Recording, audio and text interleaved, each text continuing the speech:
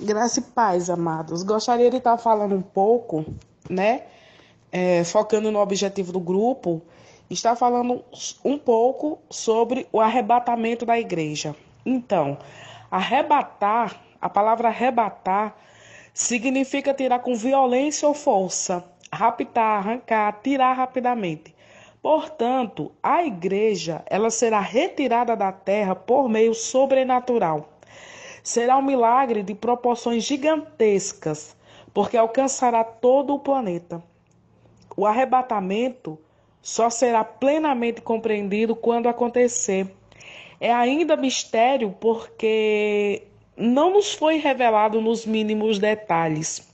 Está lá em 1 Coríntios, capítulo 15, versículo 51. Vamos ao primeiro ponto, as promessas. João, capítulo 14, versículo 3, diz assim lá: Virei outra vez e vos levarei para mim mesmo, para que aonde eu estiver, estejais vós também. Venho sem demora, guarda o que tens, para que ninguém tome a tua coroa. Apocalipse 3:11. Eis que cedo venho. Apocalipse 22:12. E ele enviará os seus anjos, com rijo clamor de trombeta, os quais ajuntarão os seus escolhidos. Está em Mateus 24:31 e 1 Tessalonicenses, capítulo 4, versículo 13 e 18. Amém? O segundo ponto é, quando acontecerá? Porém, a Bíblia diz assim, porém, naquele dia e hora ninguém sabe. Portanto, vigiai, porque não sabeis a que hora há de vir o vosso Senhor. Por isso estáis vós também apercebidos, porque o Filho do Homem há de vir a hora em que não pensais. Está em Mateus 24, acredito que a partir do versículo 35, 36 e também 42 a 44, também está no capítulo 25, versículo 1 ao 13. A surpresa será uma das características do arrebatamento. Terceiro ponto, como será o arrebatamento? Não há palavras, amados, com que se possa descrever esse momento de glória e manifestação do poder de Deus. Será um acontecimento extraordinário e glorioso, porque o mesmo Senhor descerá do céu com alarido, e com voz de arcanjo, e com a trombeta de Deus, e os que morreram em Cristo ressuscitarão primeiro. Depois nós, o que ficarmos vivos, seremos arrebatados juntamente com ele nas nuvens, a encontrar o Senhor nos ares, e assim estaremos sempre com o Senhor. 1 Tessalonicenses, capítulo 4, versículo 13 ao 18. Então, nós teremos participação nesse evento. A primeira, o Senhor Jesus. O mesmo Senhor descerá do céu. 1 Tessalonicenses 4, versículo 16. A segunda participação, o arcanjo Miguel. Nesse tempo se levantará Miguel, livrar-se-á teu povo todo aquele que se achar escrito no livro da vida.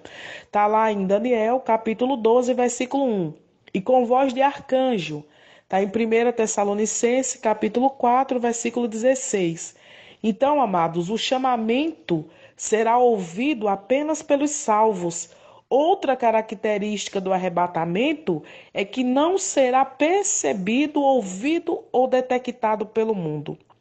Ponto 3. Os mortos em Cristo.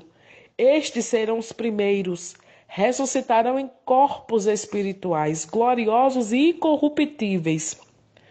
Assim também a ressurreição dos mortos. Semeia-se o corpo em corrupção, é ressuscitado em incorrupção. Semeia-se em ignomínia, é ressuscitado em glória. Semeia-se em fraqueza, é ressuscitado em poder. Semeia-se corpo animal, é ressuscitado corpo espiritual. Está em 1 Coríntios, capítulo 15, versículo 40 ao 58. Depois dá uma conferida, em nome de Jesus, amém? E o quarto ponto, os vivos de Cristo. Logo após a ressurreição e arrebatamento dos mortos, os vivos, num tempo que não se pode medir, eles terão seus corpos transformados, e então todos juntos, mortos, ressuscitados e vivos transformados, eles subirão para o encontro com o Senhor Jesus nos ares. Está em 1 Coríntios 15, 51 e 52. E está em 1 Tessalonicenses 4,17, se eu não me engano. Confere lá, amém? Então, qual a duração do arrebatamento? Será numa rapidez tão grande que nenhum instrumento poderá medir sua duração. Será na menor fração de tempo possível. A Bíblia diz que será num momento, num abrir e fechar de olhos, está em 1 Coríntios 15, 52. Nessa passagem, Paulo ele usou o termo grego átomos, que sugere algo impossível de ser cortado ou dividido. Pode haver uma fração, né, irmãos, de tempo menor que 1 bilionésimo de segundo, ou eu posso dizer tempo de um segundo dividido em 1 bilhão, né? Aí seria uma pergunta no caso. Pois bem, num tempo menor que esse, que não pode ser dividido, os remidos, ou seja, vivos e mortos, eles serão arrebatados. A velocidade da luz é a maior conhecida pelo homem.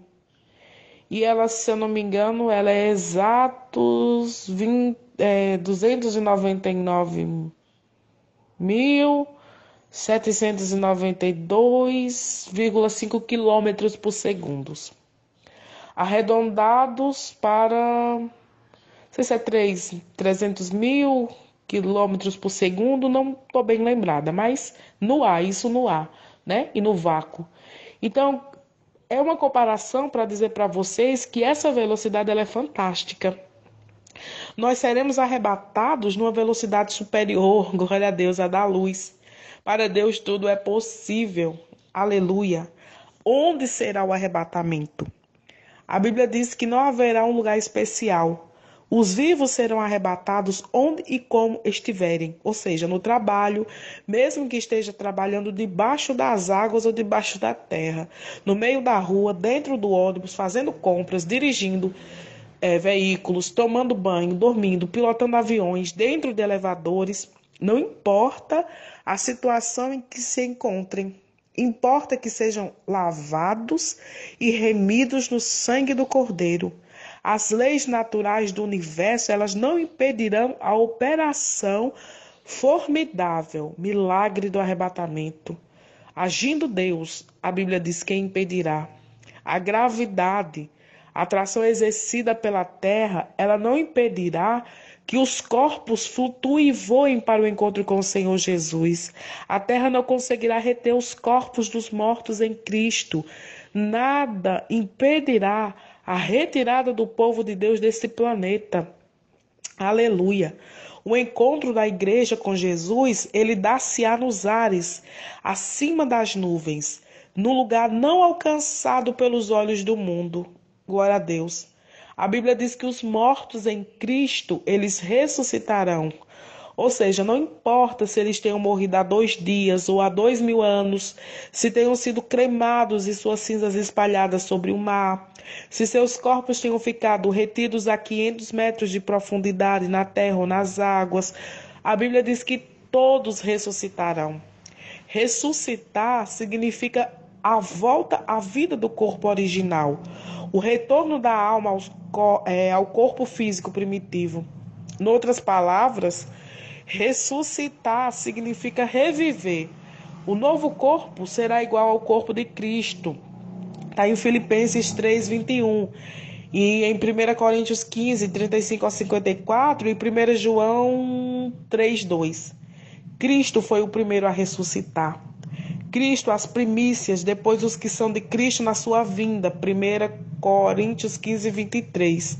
O apóstolo Paulo ele escreveu solene, lá em 1 Coríntios 15, 5:1 ao 5:4. Eis que vos digo o mistério. Os mortos ressurgirão incorruptíveis e nós seremos transformados. Aleluia. Também está em 1 Tessalonicenses 4, 16 e 17. Paulo acreditava na volta iminente de Jesus. Por isso disse que nem todos dormiremos, está em 1 Coríntios 15, 5:1. Ou seja, nem todos daquela geração passariam pela morte física, mas seriam arrebatados e transformados. Outro ponto é a ressurreição, ela será literal, tá, amados? Ou seja, a alma e o espírito, eles uniciam ao corpo original.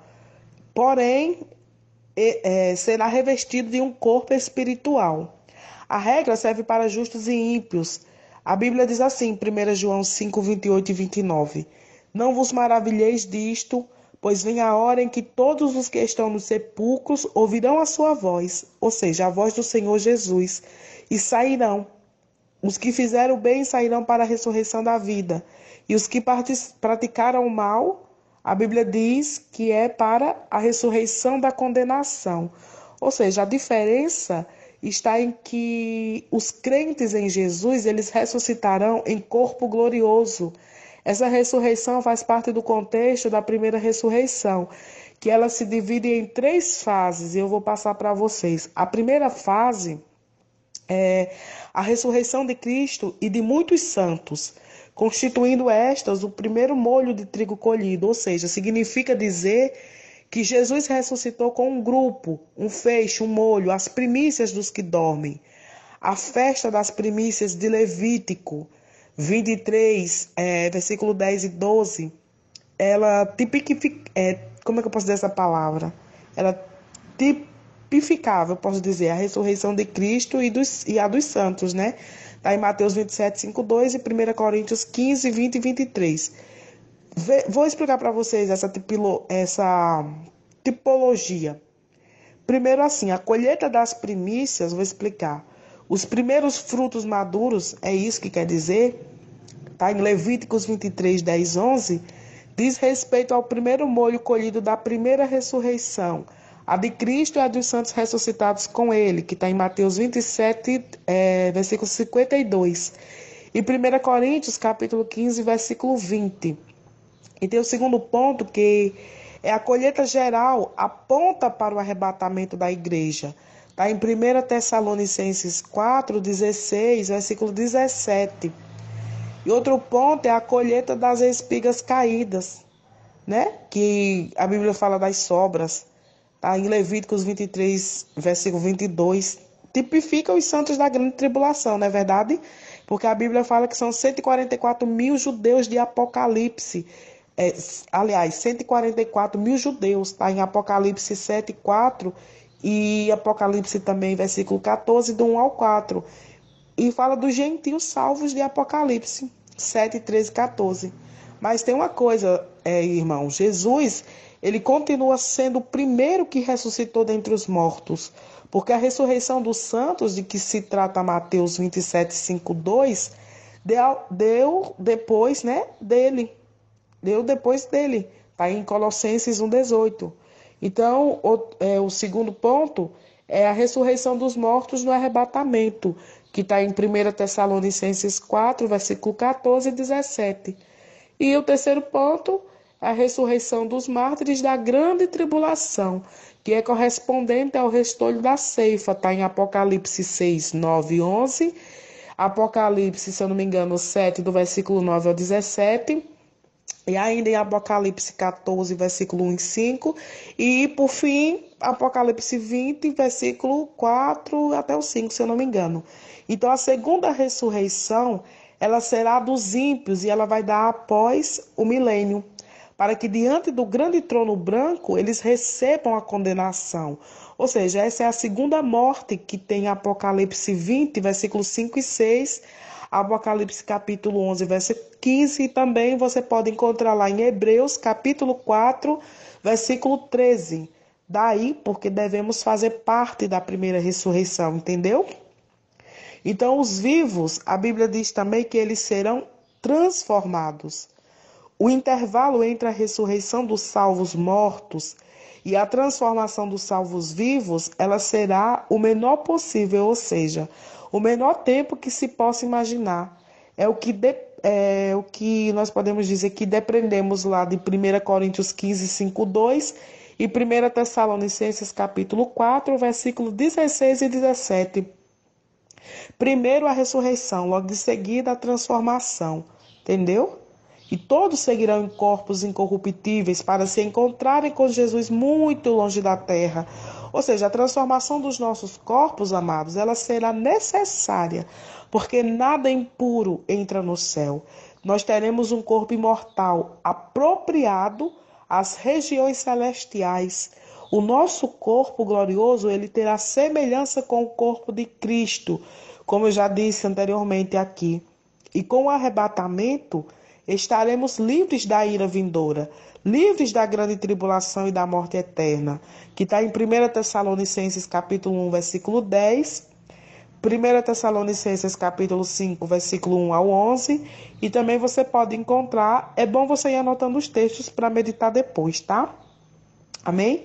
Que está em Lucas também 21, 36. Ou seja, a igreja, ela não conhecerá o anticristo. Atentemos para as palavras do Senhor Jesus. Ele diz assim, em Apocalipse 3:10. Deixa eu ver se eu me lembro. Visto que guardastes a palavra da minha perseverança, também eu te guardarei da hora da tribulação que há de vir sobre todo o mundo, para provar os que habitam sobre a terra. Amém, amados? Eu deixo a graça e a paz.